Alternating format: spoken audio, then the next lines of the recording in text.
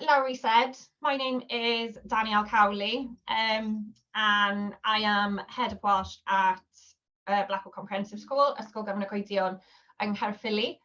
I know I'm likely to cover some ground that some of you may have seen before if you've seen previous Cymraeg Connect sessions, but I'm going to try to avoid overlapping too much. But my presentation this evening is going to be on our journey at Blackwood to developing EPI Cymraeg, with a particular focus on rebuilding confidence and basic skills amongst our Key Stage 3 and Key Stage 4 pupils. So part one of my journey was our Assistant Head of Teaching and Learning, who I believe is with us today. He's also part of my department, and Neil came up to me and said, there's a sentence builders book being released for Welsh. I mean, our international languages department have used them for a few years, but we get very excited when we've got some new resources and things to trial out. So we sort of jumped on the bandwagon and started to have a look at the work that Barry, Matthias, Glenn, Caris and Helen had done based on the sentence builders books by Gianfranco Conte and Dylan Viñales. As of November 2021, I decided to set up a Twitter account and I started doing some more research into it. I like the idea of the book, and I'm not sure how many of you have seen the book, but it's a brilliant piece of work in terms of building up language section by section, skill by skill, and it was something that we really needed post-COVID because we were struggling a lot to engage pupils when they came back. I spoke to quite a few educators from the MFL Twitterati, and they were so gracious in terms of explaining EPI to me, sharing resources. So I had briefly mentioned with the department, maybe we could go down this route, even though it did mean overhauling all of our schemes of work. The reasons that we took on the challenge, really, we knew that lockdown in Caerphilly, we had very few pupils that were engaging with our lessons. Oracy became a massive concern for us. A lot of pupils were saying that Welsh was too hard, it was difficult. They wouldn't even attempt to engage with us in lessons, so we had to try and break down that little bit of a barrier that we had. And our previous topic booklets, even though we had a mat iaith, so similar to sentence builder grids, and some of our tasks were very similar to the EPI way of working, they just weren't getting pupils' attention and it was becoming more of a battle. So between us, we decided that we were going to actually overhaul the scheme of work, and we needed to start thinking about how exactly we were going to do that. So using the background on EPI, we decided that it would be a good opportunity for us to reduce our language content. We had a lot of vocabulary and we were expecting a lot of our pupils, and considering that the majority of our pupils come from non-Welsh speaking families, we have got very few who have got an awareness of Welsh and hear it somewhat regularly outside of the classroom. Even with friends from Cymru, they all default to speaking English rather than practicing their Welsh. So reducing the language content was very much priority number one. The next was to rebuild confidence. We had to get pupils back to where they were comfortable to attempt speaking, especially even if it was just question and answer sessions, before we could start doing any form of assessments. Even our confident pupils, or those who were confident before COVID, they became very shy, very quiet and retiring in lessons, and they were suddenly a lot more self-aware of comments being made by others or making mistakes. So we knew we had to build those bridges as well before moving on. And finally, we knew that listening was going to be a key part of that.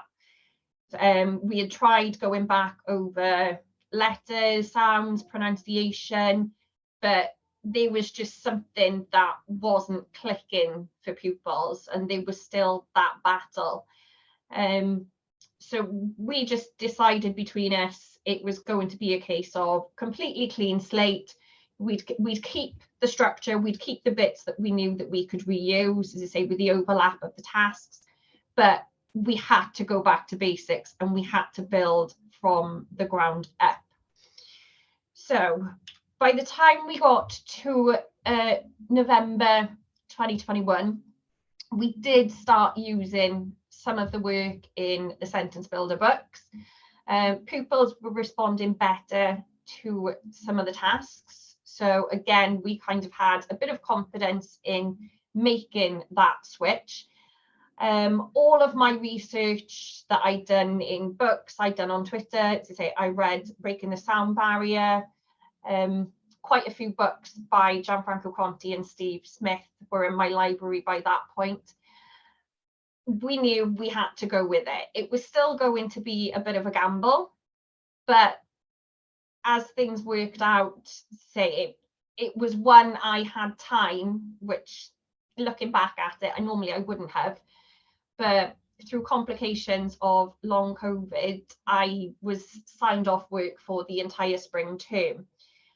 So it gave me time to look at things in detail. Again, I was pulling resources off Twitter.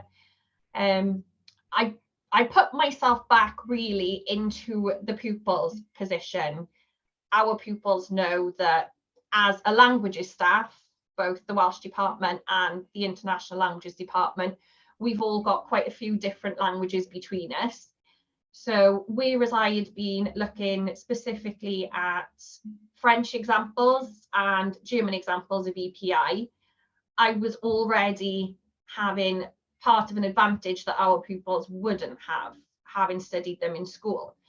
So during lockdown, I'd made the decision to go back to learning another language, and I chose Spanish because I'd never learned it in school myself. And I just decided to start from the ground up. I went back to the sentence builder books. I already had my Welsh copy. I ordered the Spanish ones, and I actually put myself back in the pupil's position to start learning a language using that methodology and using those tasks.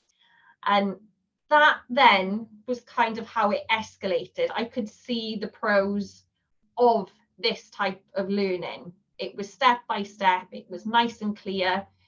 I always had something to refer to, which, as I say, our pupils rely heavily on scaffold.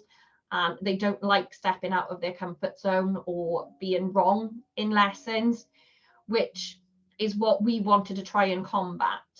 And in order to build that confidence, we had to put them in a position where they couldn't really be wrong. They had the scaffold that they needed, and it would give them the confidence to keep trying rather than giving up before they'd even got started. As I was off, the rest of my department had picked up all of my Year 11 mocks and exam planning. So I took over Key Stage 3 planning, and they then were delivering my EPI lessons to all of our pupils at Key Stage 3, and they were feeding back. Engagement improved significantly, particularly amongst boys and lower ability pupils, which for us was a massive thing. We always struggle with those groups of learners. So to see that we were possibly heading in the right direction there was very much a bonus. So by the time I got back to school, then I was very kindly allowed to go on my first course with Dr. Gianfranco Conti in Cardiff, where I got to meet and talk to Cara Swain. So we were having a lovely conversation about EPI and the pros and, you know, how we could push this forward as a method of learning particularly in tying up primary school into secondary school and then secondary school into further learning. So we ran with it as a department, and as of September 2022, so we are just about now coming to our first full year of having taught year 7 through to year 10 using our EPI PowerPoints and our EPI tasks. So for anybody that doesn't know what EPI is, and as I said, I am conscious that I might be repeating things that Barry and Matthias and Rhea and Llewellyn have said before.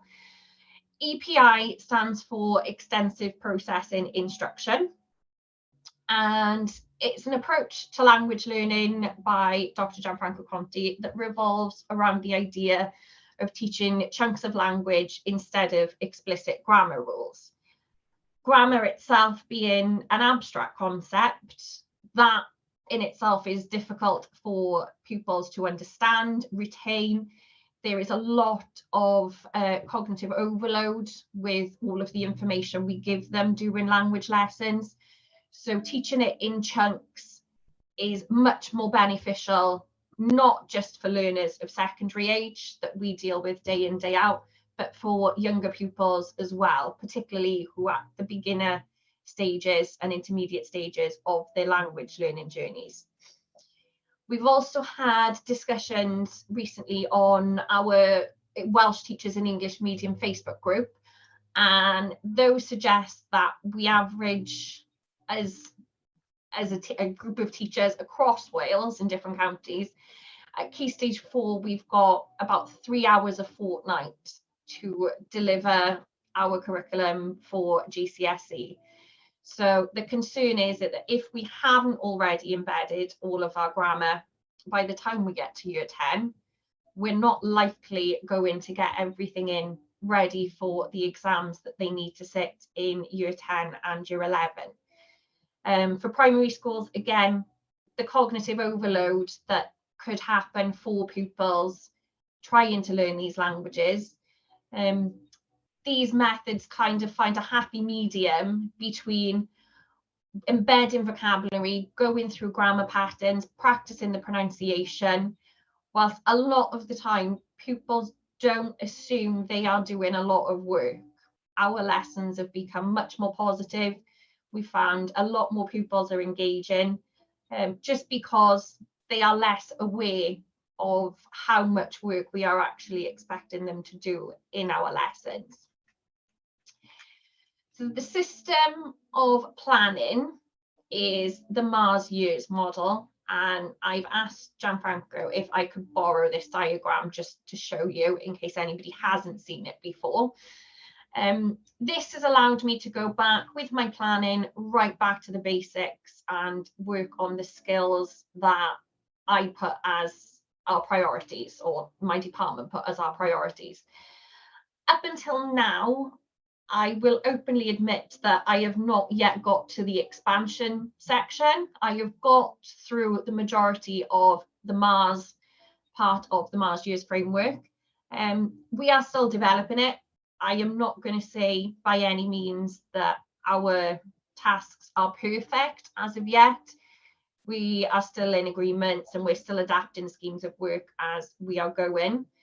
But I'm relying heavily on pupil feedback for that.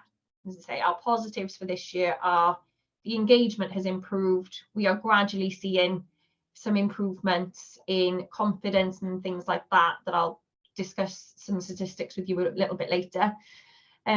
But we're most importantly, we're over that battle of pupils sitting there saying, Welsh is difficult, Welsh is hard, I can't do this. Those pupils are very few and far between in comparison. So for us, the EPI way of working and the entire Mars Years methodology has definitely fed in to some improvements for us, and as I say, a more enjoyable experience for both pupils and us. So first and foremost, I'm going to go through the modelling. So we've gone back to drilling language patterns. as I said previously, we had to go back to building up confidence. We needed to build up our pronunciation and just getting pupils to speak in the classroom. That was our main battle. So this is an example of a sentence builder grid that we have used this year with Year 8 on the topic of ardal. And all pupils would have a copy of this. And as the lessons go by, we focus on different sections.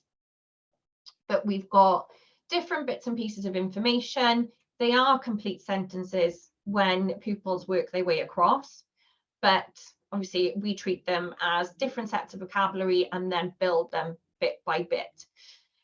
Usually these involve games.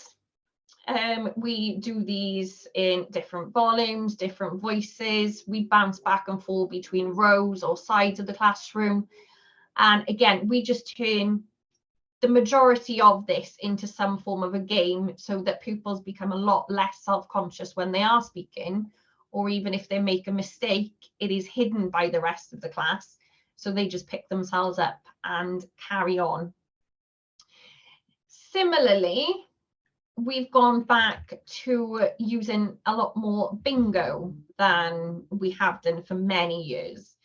I remember when I first started teaching, it was always a case of bingo was used to start drilling vocabulary, practicing vocabulary.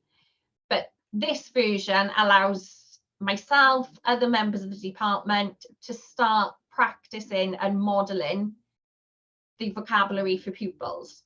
So they write down the English words. We will always read those phrases or words out in Welsh. So we are constantly modelling how these words should sound. So subconsciously, pupils are automatically listening and picking up on how these words should sound, whether they are saying them or not. And the boys love bingo with us. The entire class gets very competitive, but boys especially. And again, it just amps up the confidence that they have in themselves before we start adding in some of the more difficult tasks further along in the framework. More modelling again is break the flow sentences. So we would read them aloud. These are especially good for the lower ability pupils, because whereas you're asking them to listen or asking them to write things down, they've actually got everything in front of them. And it helps, we can focus on the literacy then to make sure that they've got their capital letters, their punctuation. Okay, we can make sure that they're using their apostrophes in the correct places, rather than actually getting them to just copy down a sentence. They have to listen to the sentences as well. Task Grandel, we've got all of the words in the sentence. So again, scaffolding these for lower ability pupils is done to some extent. There are some pupils that will try and jump the gun, and say some pupils will work these out and say them.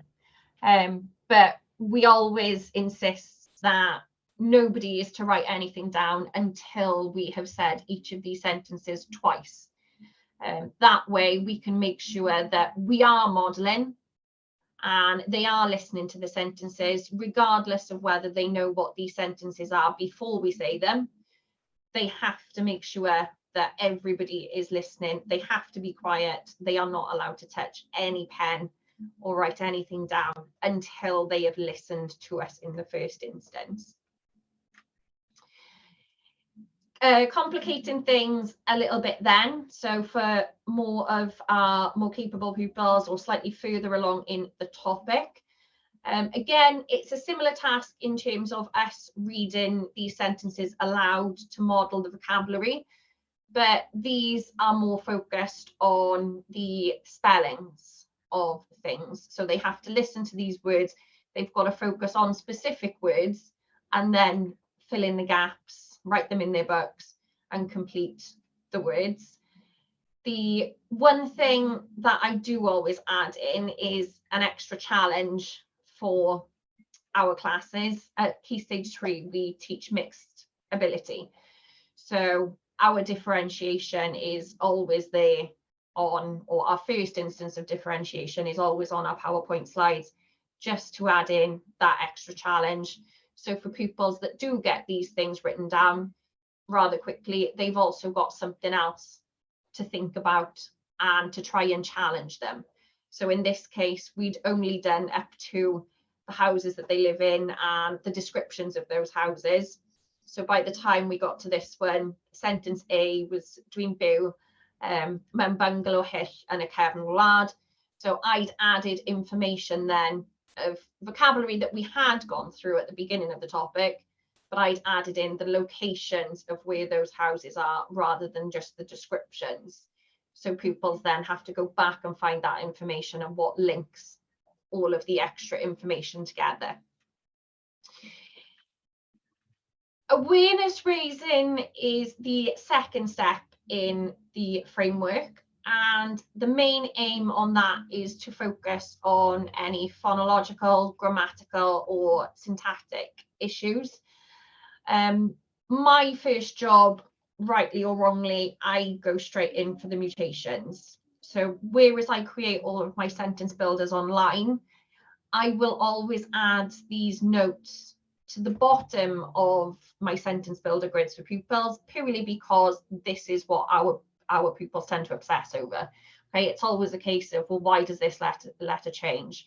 Even though I've got the displays on my wall, they panic that they've got to do it and they don't quite understand it. So my examples here are from different year groups respectively. So the notes on the personality and the treiglad meddwl, that is from one of our year 7 sentence builders this year. We'll see yr ardal, talking about place names, that was year 8. We've done amser hamden with year 9. So I've introduced the mutations after Doliar and mae'n gas gyda fi. And year 10, we're doing ysgol earlier in the year. So we recapped time and we were looking at rules. So we had quite a few different mutations going on there, not just the treiglad meddwl, but we added in the treiglad llais as well. So pupils are all given these up front before we start the tasks.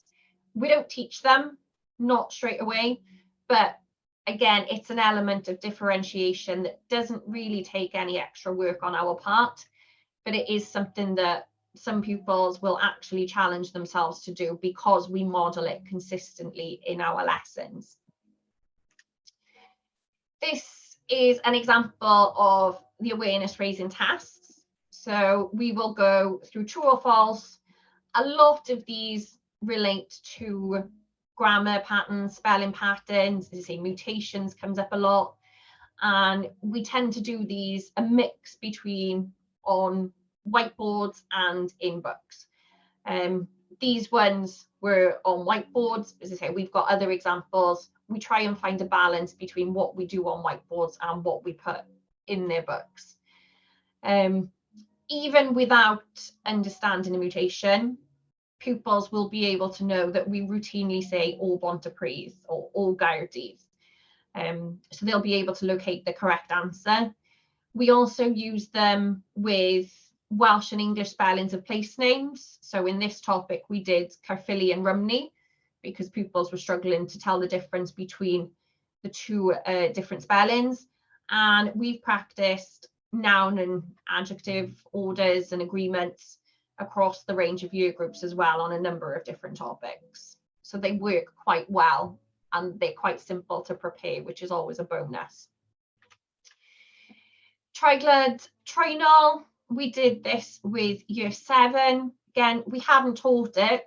We had gone through it. We'd done a few whiteboard tasks on just getting to know the letter changes and things like that.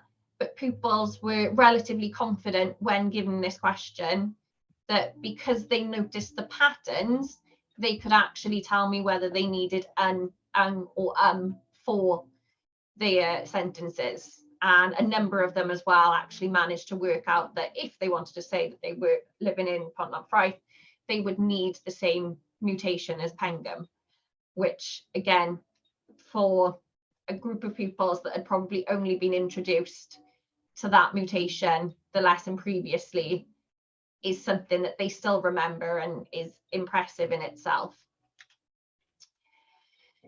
Blwyddyn Deg, this one was a mix of spelling errors and mutations. These hadn't been taught either. My challenge here, this was year 10, set 1.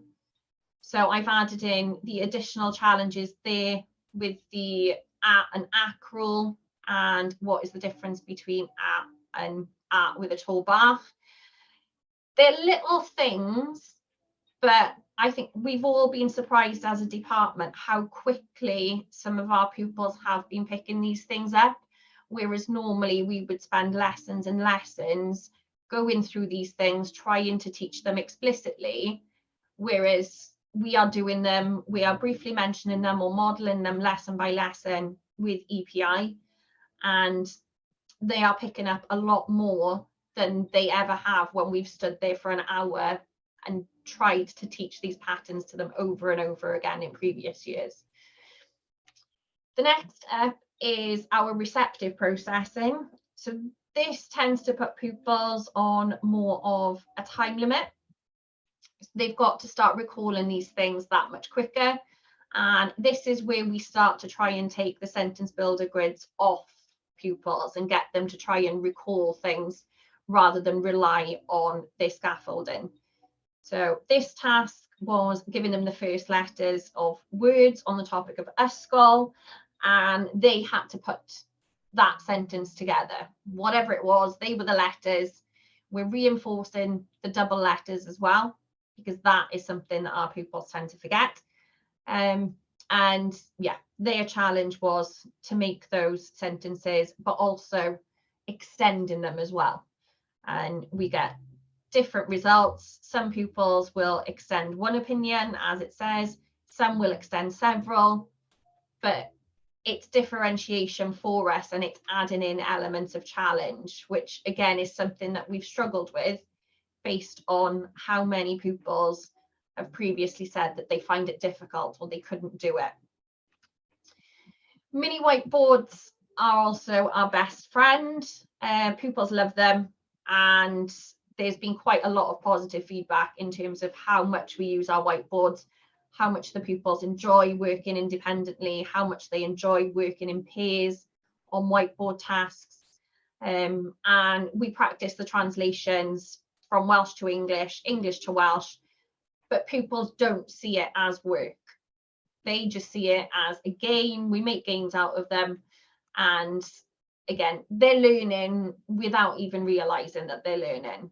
So it is definitely a bonus. And I think we're all really glad that we've brought these in, because it makes feedback for us and planning our next steps much easier when we are seeing what these pupils are capable of in lessons more often than having to collect books in order to check it. The next one is a slightly different version to add to the complicating nature of the translating. My classes know that I like putting timers in with rather annoying music or repetitive music. So when they think that they've got everything mastered, I give them the added challenge to try and focus past that. Even though they complain that things like this are difficult when they've got to try and drown the music out, it's still a case of they do it. They do a lot more work that way than they would if they had to do exactly the same task of translating 5 sentences in their books. The structured production then I'm going to go through somewhat quickly. It's practicing skills and vocabulary, but we are dictating what it is they need to practice. It doesn't give them free rein. So again, they can't fail because everything relates back to their sentence builder. And it's another way of building that confidence. We've got box translations there. So we've given them the first letter of every word, and they then need to build the translation of the sentence that we've given them in English. Delayed dictation, again, this time we do a lot more on whiteboards and again at speed. Depending on focus, sometimes I will give them the Welsh and I will practice the spellings with them, whereas other times we'll put it on the board in English before it disappears, and then they've got to translate it and write it down as quickly as they possibly can. Again, it practices more than one skill set, so it comes in really handy. And in terms of the amount of work it is for us, there is next to nothing really in terms of planning. We do these off the cuff, not just via PowerPoints. These are just other ways of us to give immediate feedback. Sentence Builders website. I know Barry Mock has discussed this before and did his presentation on this. We use the worksheets quite a lot. I build all of our sentence builders on the website itself, and I print the worksheets out so that, again, they are practicing different types of tasks, but they are still using or relying on sentence builder grids if they get stuck, to help them. So again, there is no such thing as I can't do it in any of our classrooms anymore. For building oracy then, we do ping pong speaking tasks, we use bookmarks, anything that will get them speaking, but again, without giving them a reason to think that they can fail. They work in pairs, they've always got their sentence builder grids to go back to if they need to. We are always floating around the classroom and supporting as best we can. Pupils have become a lot more open to us, asking us for help. And I think it's, on the whole, we are starting to break down some of those barriers and rebuilding that confidence using these tasks. So to finish, I've just got some feedback as to why we found EPI has worked well for us in rebuilding. These are some surveys that I've done recently with our learners, and we've got an average, year 7 to 10, we've got an average of 85% of pupils who actually enjoy using the mini whiteboards in lessons, and they are a lot more responsive to the feedback that we give them. 70% of pupils are more confident in their reading skills, whether that's reading in terms of reading a task on paper or reading aloud. They're a lot more comfortable with it. An average of 76% of pupils are more confident in their listening skills, which is a massive thing for us, because before we could talk, they wouldn't listen, they wouldn't pick up on our pronunciation. But now we are finding that a lot more pupils are starting to try and decode what we are saying, and they are more willing to repeat things back to us or answer questions and translate, because they are developing in confidence. An average of 60% of our pupils say they feel more comfortable doing paid and speaking work in the classroom, which again was the whole point of this year. We've been lucky enough to be allowed to experiment with this, and it is definitely paying off. We've still got a way to go in terms of pupils feeling more confident at speaking and answering questions in front of the entire class, but an average of 38% between year 7 to 10 is better than we were last year. We had very few that were willing to do it last year. And finally, I asked my years 9 and 10 if they preferred our EPI way of working compared to our old versions of booklets and Matia Iaith. And 75% of pupils are all agreed that EPI is definitely the way forward for them in terms of building their confidence and in terms of enabling them to see progress and actually be able to measure their progress moving forward and aid their understanding from lesson to lesson in the time that we have.